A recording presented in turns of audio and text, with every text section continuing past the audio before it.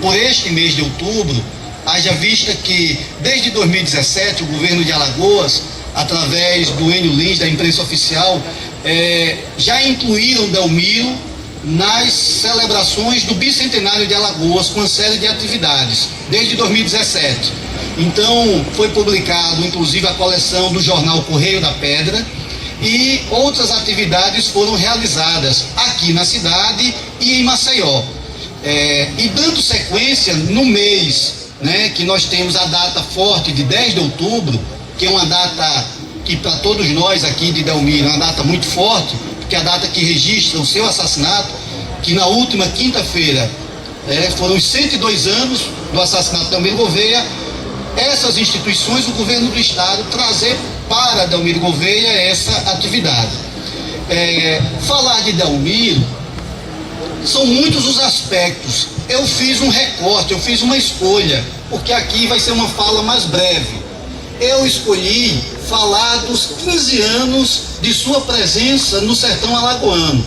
Porque se você for falar, Renato, da vida do Delmiro como um todo, você vai ter que ir lá nas origens do Delmiro, no pai do Delmiro, como cavalariano, lá no sertão do Ceará. Você vai chegar em Goiânia, no interior de Pernambuco, ali na divisa de Pernambuco com a Paraíba. Depois vai ter que passar pelo Recife e chegar em 1902 aqui. Então seria uma fala muito longa. Eu fiz um recorte para trazer aspectos que eu considero mais, vamos dizer assim, de interesse nosso da região, que é a passagem dele aqui no sertão de Alagoas. E o título ficou Delmiro Gouveia, a trajetória de um industrial sertanejo, justamente o período de 2 a 17, é esse recorte, porque a atuação de Delmiro aqui foi o período de 15 anos, da chegada ao seu assassinato. Delmiro se destacou no Recife por ter construído um mercado que hoje é tido como o protótipo dos shopping centers no Brasil. Delmiro criou em Recife o Grande Hotel Internacional, ao lado do mercado, que era um hotel de categoria internacional, que era destacado inclusive pela imprensa internacional. Delmiro foi proprietário em Recife de uma usina de refinamento de açúcar, a usina Tacaruna, que foi algo extremamente inovador para a época, porque ele propôs o açúcar em tablete para exportação. E Delmiro, além de tudo, a própria casa dele, que hoje funciona no Instituto de Documentação da Fundação Joaquim Nabuco, lá em Apipucos, que é uma casa que era conhecida como Palacete de Apipucos. Delmiro, portanto, ele tem uma presença, uma passagem muito forte na capital pernambucana. Mas eu considero que é justamente por condições alheias à sua vontade que ele, saindo de Pernambuco e vindo para o sertão de Alagoas, que Delmiro vai entrar definitivamente para a história. Esse personagem, que no dizer do historiador, pesquisador Frederico Pernambucano de Melo, ele é tão grande para a história do Nordeste como o Lampião é para a história do cangaço. E um aspecto interessante da vida do Delmiro é que ele fica órfão também de mãe com 15 anos de idade. O padrasto dele, José Vicente Meira de Vasconcelos, um intelectual pernambucano, um advogado conceituado em Pernambuco, tinha uma atenção enorme, um carinho enorme, mas Delmiro resolve viver sozinho, por conta própria, e vai trabalhar nos empregos mais modestos na capital pernambucana. Vai ser bilheteiro de estação de trem, despachante de barcaças do cais do Ramos, em que o governador e o prefeito enviaram ao Rio de Janeiro uma pessoa para ir assassinar. E Delmiro, recebendo essa notícia, volta a buscar um contato com o Rosa e Silva, não consegue mais ser recebido pelo Rosa e Silva, e ao encontrar, por acaso, na Rua do Ouvidor, uma das mais famosas ruas do Rio de Janeiro, ele agride o vice-presidente da República. Imaginemos nós o que é você agredir o vice-presidente da República. Esse fato está narrado pela imprensa aí nos arquivos da Biblioteca Nacional, no arquivo público do Rio de Janeiro, que você vai ver como a imprensa carioca noticiou essa agressão. E os adversários de Delmiro em Pernambuco sentiram as dores. E o que é que fazem? Incendeiam o mercado do derby lá em Recife. E aí Delmiro fica sem condições de permanecer. Mas tem um outro fato ainda muito curioso. Ao retornar da Europa, ou por provocação, ou por ironia do destino, eu particularmente ainda não tenho essa resposta, Delmiro vai se envolver com uma filha bastarda do governador de Pernambuco, que era o seu inimigo. Ele tinha 39 anos de idade, essa moça tinha 16, e o governador determina à polícia que casse o Delmiro para prendê-lo e abre um processo contra o Delmiro. Esse processo, inclusive, está arquivado lá em Pernambuco. Delmiro vai responder um processo por rapto e defloramento de menor. E a polícia sai à sua caça, inclusive com alguns historiadores narrando que ele vai se esconder no bueiro da Tacaruna, mas o fato é que ele sai às pressas do Recife e ele vem para Alagoas. Por que ele veio para Alagoas?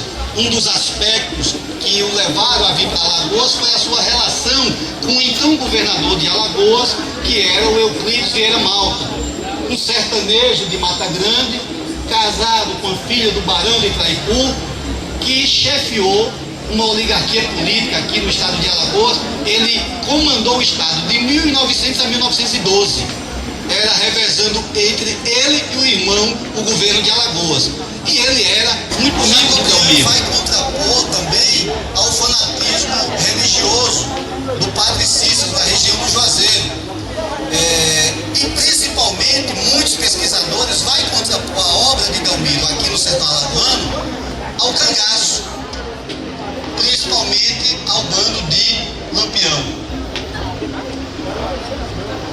Um outro médico, jornalista, Plínio Cavalcante, vai dizer o seguinte: o que Delmiro Gouveia conseguiu fazer no sertão de Alagoas, sem a cruz, o hábito do missionário e os dinheiros públicos, foi a obra mais notável que se tem notícia em nossa história.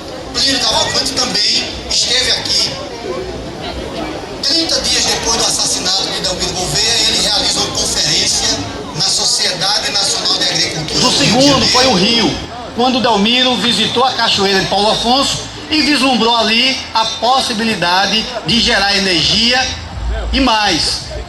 O grande negócio dele era querer vender energia para os estados de Pernambuco, da Bahia, de Alagoas, mas principalmente para Pernambuco. Esse projeto ele foi interrompido, porque embora ele tenha apoiado Dantas Barreto, o governador de Pernambuco, que foi eleito com o apoio de Delmiro, com Delmiro indo a várias cidades do interior participar de comícios, fazer discurso, porque o Dantas Barreto enfrentava a oligarquia do Rosa e Silva, seu adversário. O Dantas Barreto ganha a eleição, mas quando o Delmiro vai conversar com Dantas Barreto sobre o projeto de aproveitamento da cachoeira de Paulo Afonso, ele recebe um sonoro não, e aí ele vai refazer o projeto, que aí ao invés de fazer a venda de energia para Pernambuco, ele vai transformar no outro projeto, que é a fábrica, que inicialmente não era o que ele desejava. Facilitaria para ele tanto o escoamento de mercadorias como a chegada de equipamentos. Esses três aspectos eles foram fundamentais para Delmiro resolver permanecer no sertão alagoano. Dizer, olha, aqui eu vou refazer, aqui eu vou me refazer. Aqui nós temos a potentosa, a famosa cachoeira de Paulo Afonso, né, João Voldi, pintada desde os idos de 1600 por Framposo, nos versos de Castro Alves. Mas Delmiro, apesar de muitos estudos terem sido realizados para o seu aproveitamento, quem realizou, quem concretizou aproveitar as forças da cachoeira de Paulo Afonso foi Delmiro, quando fez a usina de Angiquinho. Mas a gente vai falar mais adiante sobre isso. A estrada de ferro Piranha-Jatobá, né, 115 km de linha férrea, que ligava o médio ao Baixo São Francisco. Um fato que vai também ser preponderante para todos nós é que Delmiro, praticamente ele vai migrar do comércio para a indústria. Quando ele, aproveitando a energia gerada em Angiquinho, vai construir a fábrica da pedra, que a gente vai falar já sobre ela. Mas eu quero ainda destacar o seguinte: nesses empreendimentos, a usina Angiquinho, a fábrica da pedra, as estradas, usina hidrelétrica, a fábrica, Delmiro contou com o apoio decisivo do Estado, sobretudo mediante concessões e incentivos públicos. Delmiro recebeu permissão para captar a energia da Cachoeira de Paulo Afonso, e um destaque: quem legislava sobre o aproveitamento dos recursos naturais era a União. E o governador Euclides Malta, para atender o amigo Delmiro, autorizou que Delmiro usasse a cachoeira, e isso gerou vários problemas, inclusive um debate no Congresso Nacional de parlamentares que disseram: espera aí, governador, Alagoas não é independente não, a legislação sobre os recursos naturais é federal. E o Delmiro fez ouvido de mercador, quando necessário levava homens até Angiquinho para garantir que a obra tivesse continuidade, e assim foi. Mas contrapontos, inclusive, à legislação nacional. Em cada rua da Vila Operária tinha as casas-escolas, as professoras e professores que moravam naquela casa e lá dava aula. Alguns desses professores e professoras eram contratados pela companhia. Posteriormente, o Estado cedeu a alguns desses profissionais, até a década de 40, quando vai ser efetivado este grupo escolar, que era um galpão que pertencia à companhia e que depois vai ser reformado e transformado no primeiro grupo escolar deste lugar, levando justamente o nome do Delmiro Gouveia. O exemplo de pedra acode sempre aos que pretendem que não é possível civilizar o sertão. A obra do coronel Delmiro Gouveia constitui um exemplo precioso. Manuel de Oliveira Lima, embaixador, historiador, aliás, uma das maiores bibliotecas do Brasil, fora do Brasil, em Washington, é de Manuel de Oliveira Lima, que deixou lá em Washington, nos Estados Unidos, e ele escreve, isso aqui é trecho de um artigo que ele escreveu no Diário de Pernambuco, intitulado Uma Viagem a Paulo Afonso. Paulo Afonso, ele se referia à Cachoeira. Ainda não existia o município de Paulo Afonso, que vai ser criado, fundado só na década de 50. Eu trouxe essa imagem, que é dois carretéis de linhas, e trouxe uma outra imagem, que é da linha de crochê, porque, seu Clênio, nas minhas pesquisas, eu conheço, a Daí está aqui, quem trabalhou na fábrica, sabe que no museu tem um carretel desse, de linha de cozer. Mas eu não sabia, mas não tinha conhecimento, nunca tinha visto a linha de crochê produzida pela fábrica. E pasme, um conjunto dessas linhas pertence hoje à família do engenheiro Luiz de Borella, que foi o responsável pela fábrica, e essa eu ganhei numa das viagens de pesquisa que fiz. Fui conhecê-los lá no norte da Itália e fui recebido com uma mesa cheia de carretéis de linhas, e eles presentearam com essa. Eu nunca tinha pego num carretel de linha de crochê.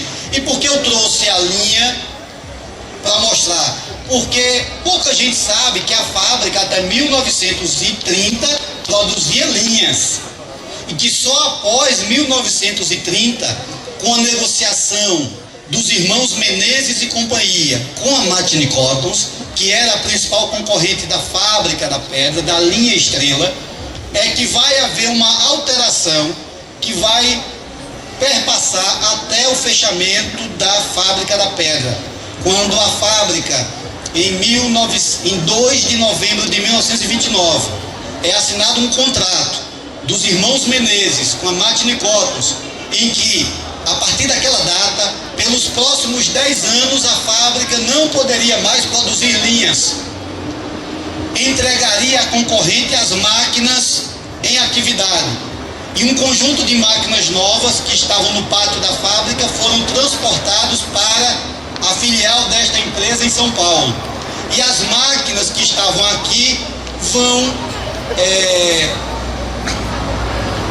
fazer parte de um dos momentos mais sombrios dessa história, que é narrado pelo pesquisador Pedro Mota Lima, quando aqui em abril de 1930 presencia a quebra desse maquinário a marretadas, porque as máquinas em uso, elas foram quebradas sobre as ordens da gerência da fábrica e as suas carcaças foram transportadas até a Cachoeira de Paulo Afonso e jogadas na Cachoeira de Paulo Afonso. Por isso que muitos dos historiadores, muitos dos biógrafos, Renato, vão dizer que a Martini Cottons é uma das responsáveis pela morte do Delmiro. Na verdade, é uma analogia por terem, na verdade, serem os responsáveis, entre aspas, pela morte da fábrica da pedra, no sentido de que a fábrica muda o seu parque industrial e a partir de 1930 ela vai produzir tecidos. E é tecidos que ela vai produzir até o encerramento das suas atividades. O Delmiro vai inovar com sua fábrica na jornada de trabalho. Esse documento é um documento que comprova aqui, é o quadro de horário que ficava fixado no escritório da fábrica com as turmas. Eram 8 horas de trabalho. Eu estou falando de 1914, 1915, 1916. A legislação trabalhista no Brasil só vai ser efetivada na década de 30, a partir da década de 30, com Getúlio Vargas. Ou seja, décadas antes, Delmiro vai inovar na jornada de trabalho, vai inovar no descanso aos domingos, vai inovar no acesso ao lazer, como o RIC de patinação, o cinema, as festas que eram realizadas aqui no perímetro. Trago também essa imagem de 1929 do que era o núcleo fabril. Nós estamos aqui, ó. Nós estamos exatamente aqui, Grupo Escolar Delmiro Gouveia. Essa casa, ela não existe mais. Aqui na portaria, quem é da cidade sabe, ficava aqui na portaria, na margem esquerda, se entrássemos na portaria da fábrica. Essa casa funcionou como casa de saúde também. Dr. Ulisses Luna, um médico muito conhecido na cidade, foi prefeito da cidade, atuou muito aqui nessa casa de saúde. Aqui a Capela do Rosário, onde estão acontecendo nesse momento as festividades da padroeira Nossa Senhora do Rosário.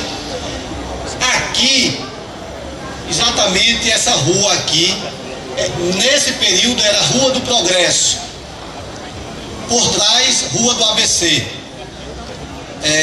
Hoje é Avenida Presidente Castelo Branco, exatamente o comércio principal da cidade. A cerca fazia com que os moradores chamassem essa região de dentro como dentro do cercado e a região externa fora do cercado. E isso vai marcar também um fato curioso, porque Delmiro tinha 2 residências. Uma residência que ainda tem, inclusive muito bonita, aqui no interior da Fábrica da Pedra, onde ele residia, trouxe depois a sua irmã Maria Augusta para cuidar dos seus 3 filhos, e tinha uma outra residência, que era o chalé, onde hoje é o Memorial Delmiro Gouveia, que é onde ele foi assassinado. Lá ele recebia visitas e principalmente era lá em que ele recebia as amantes, as namoradas. Morreu no hospício de Botafogo, no Rio de Janeiro, e está sepultada também lá. Deixou um filho, Paulo Afonso Gouveia Cabral é o nome, que mora no Rio de Janeiro. Maria Augusta, a mais nova, tinha uma filha, Maria Helena Gouveia Cabral, falecida, e antes de falecer, a Maria Helena fez um pedido aos filhos e as cinzas dela foram jogadas aqui em Angiquinho. Os filhos vieram do Rio de Janeiro e foi realizada uma solenidade de aspersão, jogando as cinzas lá no Rio São Francisco. e o Noé, que tem duas filhas, a Marisa e a Sônia, que moram lá no Rio de Janeiro. Com a morte de Delmiro, ficou aqui no comando dos negócios um sócio italiano, Lionello Iona, e o gerente Adolfo Santos, da Fábrica da Pedra, que se desentenderam com os herdeiros de Delmiro. Eles que estudaram em Londres, mas estavam no Rio de Janeiro, estudavam na escola inglesa no Rio de Janeiro, vieram assumir o comando dos negócios. Em 1924 afastaram o Iona, entraram na justiça para assumir os negócios, porque o testamento do Delmiro dizia que só quando eles tivessem 30 anos de idade poderiam assumir o comando dos negócios. Eles quebraram o testamento de Delmiro com uma ação judicial, provando que estavam sendo lesados na contabilidade da companhia. Adolfo Santos e o Lionello Iona vão embora e o Noé é quem fica à frente dos negócios.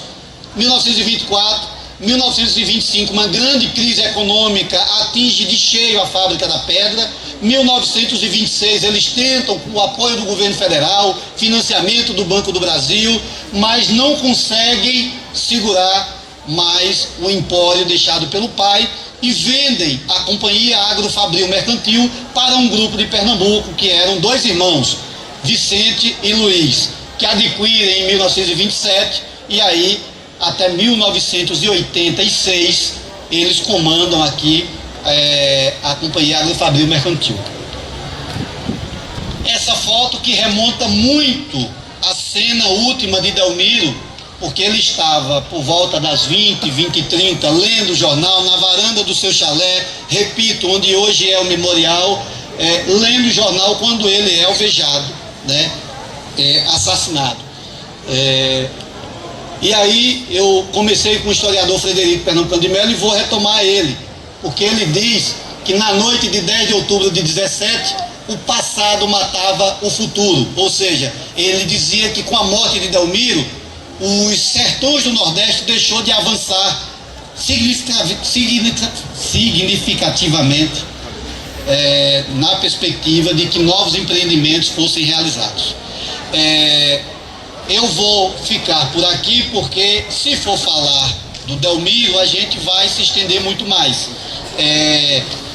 Sobre o aspecto, pegando o gancho, o aspecto da morte do Delmiro, porque todo mundo pergunta, e quem matou Delmiro? E aí entra justamente o lançamento do livro, a revisão do processo criminal, porque são muitas as versões.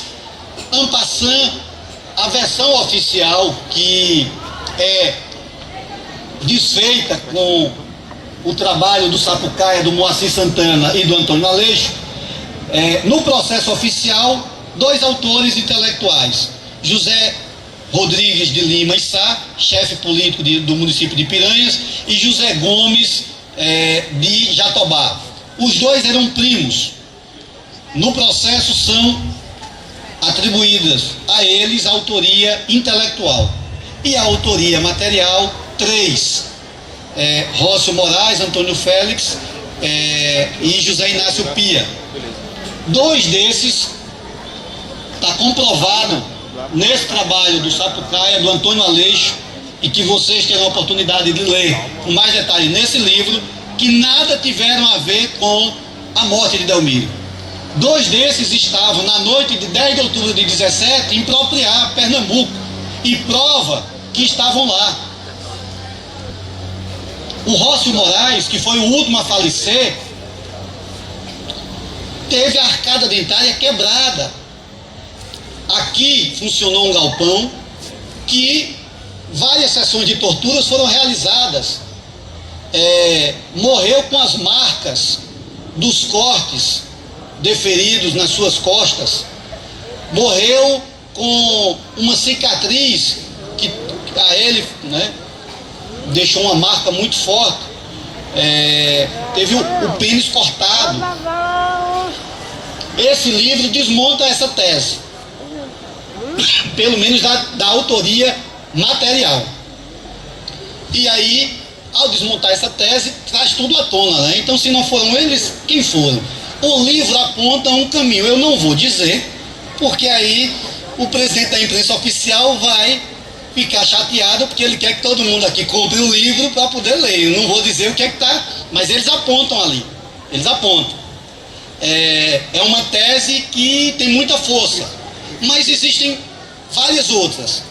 A Matinicottons, que alguns biógrafos vão dizer, vai muito na influência, professor José Vieira, de um pensamento historiográfico na perspectiva nacionalista, que foi muito difundido nos anos 50, 60.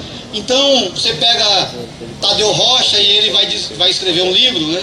Delmiro Gouveia, o pioneiro de Paulo Afonso.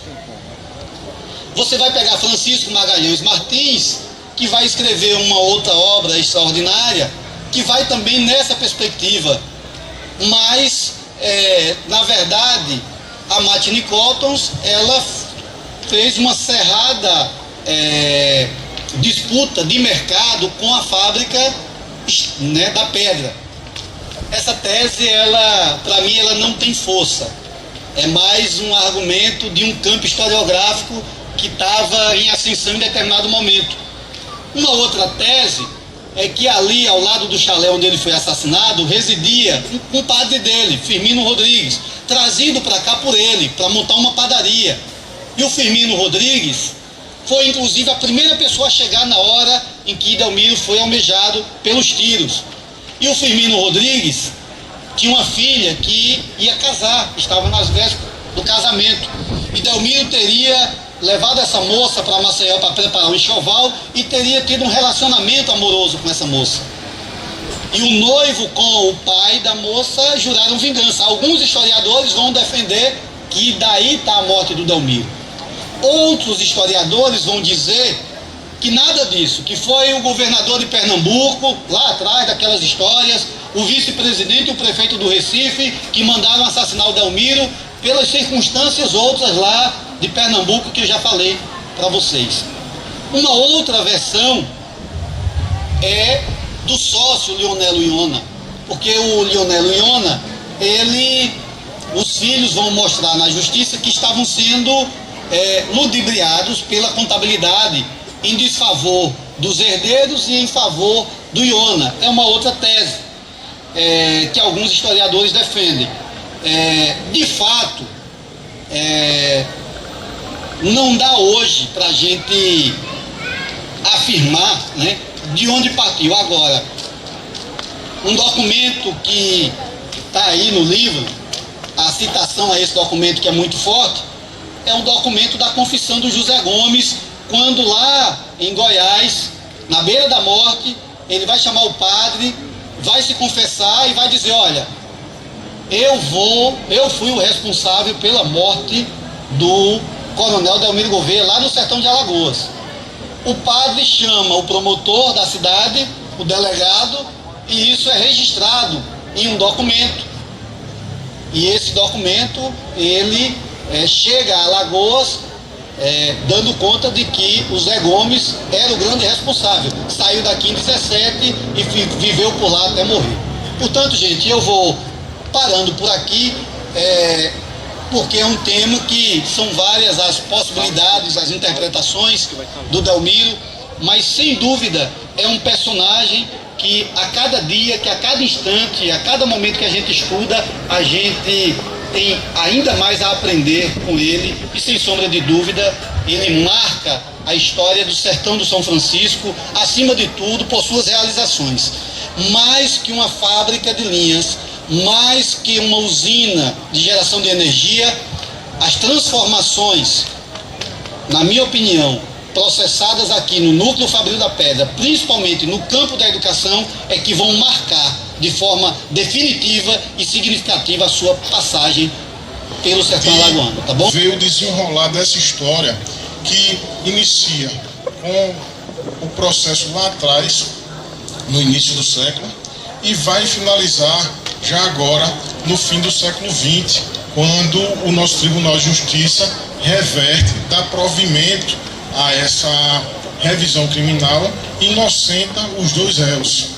Os dois já falecidos, mas o Tribunal de Justiça continuou com esse processo e efetivamente inocentou os dois.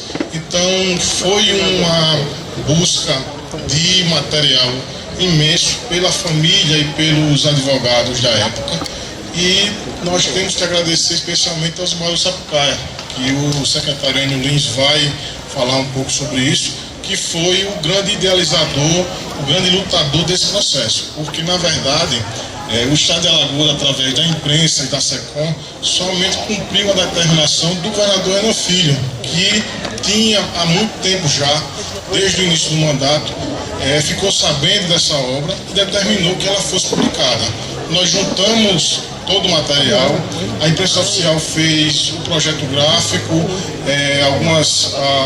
algumas compilações dos documentos, e finalmente o livro foi lançado e tivemos a oportunidade de lançar com o Dr. Sapucaia ainda em vida, que fizemos um evento no Instituto Histórico e conseguimos efetivamente colher as palavras do Dr. Sapucaia, que ficou muito satisfeito no dia. E logo depois, acredito que 10 dias, né, professor Edivaldo, ele veio a falecer. Então é com muita satisfação que a imprensa oficial traz aqui para Delmiro Gouveia, junto com a SECOM, junto com o Gabinete Civil, com o Chá de Memórias, esse evento. Espero que vocês gostem do livro e apreciem.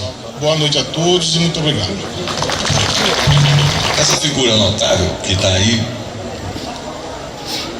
antes de ser juiz e antes de ser advogado, ele foi jornalista.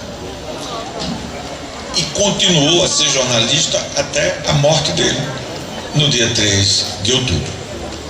Mesmo na função de juiz e depois de desembargador, ele nunca deixou de ser jornalista. Ele ia frequentemente às redações dos jornais, propor pauta, discutir como o jornalista amigo tinha colocado certo ou errado alguma colocação, orientar, ouvir sugestões para livros que ele publicava como jornalista investigativo. Ele, na verdade, deixou de ser advogado, porque como juiz não podia advogar, mas como jornalista ele podia continuar a exercer voluntariamente a sua função. E, como foi dito aqui por Edivaldo e por Dagoberto, a participação do Sapucaia nesse livro ela é decisiva. Primeiro porque foi dele a ideia de fazer a revisão criminal. Ele ainda não era juiz, ele era jornalista e formado em direito, advogado, quando entrevistou o Rósio de Moraes, que tinha sido levado o Sapucaia ao Rósio porque o Sapucaia se interessava por temas regionais e temas ligados à justiça. Ele já estava fazendo uma série de reportagens com ex-cangaceiros vivos e que trabalhavam em Maceió depois de terem pago suas penas, e um desses disse: olha, tem uma pessoa, o Rósio Moraes, que foi condenado injustamente por assassinar o Delmiro Gouveia, e ao contrário da gente, que realmente fez muita coisa, ele não fez nada nunca na vida, e está ali, é uma pessoa inocente e gostaria de falar sobre isso. Então, esse ex-cangaceiro levou o Sapucaia, jornalista da Gazeta de Alagoas, para conversar com o Rósio Moraes. E quando ele ouviu o depoimento do Rósio Moraes, ele se emocionou com o depoimento e acreditou no que o cidadão estava falando e da necessidade que o Rósio tinha de deixar para os filhos e netos a verdade de que ele não era um assassino. Era só isso que ele queria. Não queria indenização do Estado, não queria nada. Ele queria apenas que reconhecesse para a família dele que ele não tinha cometido um assassinato. Então, o Antônio Sapucaia, isso nós estamos falando dos anos 60, começo dos anos 70, 40 anos atrás, 50 anos atrás. Essa entrevista é reproduzida ao mesmo tempo na Gazeta de Alagoas e no Jornal do Comércio de Pernambuco, com grande destaque, página inteira. Ele então passa a trabalhar como advogado na ideia da revisão criminal, sabendo de tudo isso que o Dagoberto falou, que é raríssimo um processo de revisão criminal e mais raríssimo ainda ter sucesso. Mas ele foi atrás. e foi atrás de dois advogados que ele conhecia bem. Um que não exercia advocacia, embora sendo bacharel em Direito, que é, porque ainda está vivo, Moacir Medeiros de Santana. É o maior pesquisador da história de Alagoas, o maior arquivista da história de Alagoas e um dos fundador e antecessor de Vilma Nóbrega na direção do Arquivo Público do Estado. Procurou Moacir porque Moacir conhecia todos os arquivos do Estado. E ele procurou um grande criminalista, um advogado criminalista chamado Antônio Aleixo. E os três começaram a trabalhar o processo de revisão criminal do processo de assassinato do Delmiro Gouveia. No início desses trabalhos, o Sapucaia é nomeado como juiz de direito. Do momento em que ele é nomeado juiz de direito, cria uma incompatibilidade com a ação dele como advogado. Ele não podia ter atividade advocatícia. Então, ele deixa o processo para os dois colegas que vão trabalhando anos a fio aquilo ali, e ele trabalhando como juiz. Mas ele, como juiz, ele ajuda as pesquisas, porque ele vem a ser juiz, inclusive, de Água Branca, onde o processo tramitou.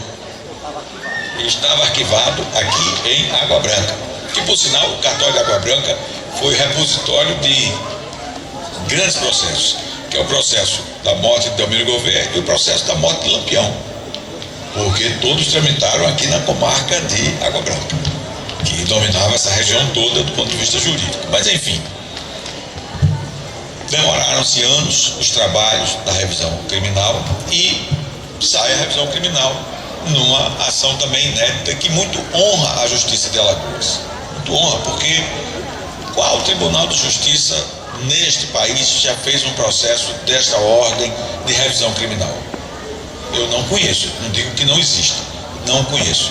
O caso de erro judiciário na área criminal mais famoso do Brasil é um caso ocorrido em Minas Gerais, que é o caso dos irmãos Naves. Os caras foram acusados da morte de um vizinho, parece que era até parente deles, que desapareceu, não apareceu o corpo, mas os caras foram acusados, dois irmãos, desse assassinato, foram torturados, enfim, foram forçados a assinar a declaração de que assassinaram o cara e esconderam o corpo, pagaram a pena. Depois de pagar a pena, que já estavam ali soltos, o cara apareceu. Tinha uma dívida imensa na cidade. Um dia tomou uma cachaça, desapareceu no mundo, e para não pagar quem devia, o cara passou anos para voltar. E nem sabia que estava sendo dado como morto. Quando voltou, anos depois, conseguiu reabilitar pelo menos a honra das pessoas que tinham sofrido a penalidade. Então, o caso dos irmãos Naves, que virou filme, inclusive, é o caso mais famoso. O segundo é o do Delmiro, com uma diferença: o dos irmãos Naves, o suposto morto apareceu, e o aparecimento do suposto morto liquidou o caso. Não resta dúvida. No caso de Delmiro Gouveia, aí seja dada a honra e o reconhecimento ao Tribunal de Justiça de Alagoas, que teve a coragem de modificar um resultado de um júri todo feito nos conformes criminal, e que talvez seja o único caso desse tipo no país, e ainda por cima para pessoas humildes, que naturalmente ainda hoje a justiça nem sempre olha com bons olhos ou com a devida atenção. Então está de parabéns o estado de Alagoas. E Sapucaia, juiz, ainda sem poder atuar, sempre insistiu com os dois colegas para que o livro fosse publicado, com o resultado daquilo ali. E os anos foram se passando, o Antônio Aleixo morreu, o Moacir Santana entrou num processo de idade e de perda das faculdades normais, hoje já não tem uma percepção da realidade, de forma, ele nem sabe que o livro foi lançado, não se lembra mais de nada. E o Sapucaia continuou sozinho na luta para lançar o livro. Em 2017, o governador Renan Filho autorizou a incluir o livro na coleção que o Dagoberto trabalhou junto com o governo do estado e que ainda está em andamento, para livros importantes na história de Alagoas que fossem publicados. Nós, por problemas orçamentários, tivemos que esperar um pouco e finalmente o livro saiu e felizmente há tempo do Sapucaia lançar o livro, e ele lançou o livro no Instituto Histórico Geográfico de Alagoas, que é o lançamento oficial, felicíssimo, como disse Edivaldo e como disse Dagoberto, e lançou num segundo momento na OAB de Alagoas, num grande ato que Edivaldo estava lá nos apresentando, e viu a emoção daquele momento, uma emoção do encontro dos advogados com um advogado aposentado, um desembargador e juiz aposentado, mas, como eu disse, um jornalista em tempo integral, e que esse livro que ele fez sair, de procurar em todos os arquivos os complementos disso, é a demonstração do papel e do espírito cidadão deste homem que nasceu humilde, morreu simples, elegantíssimo como sempre no trajar, elegantíssimo no falar, duríssimo enquanto magistrado, mas um homem de um coração imenso e de uma visão cidadã fantástica.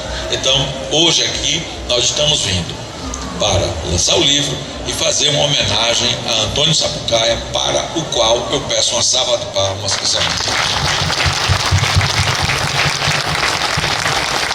Muito obrigado.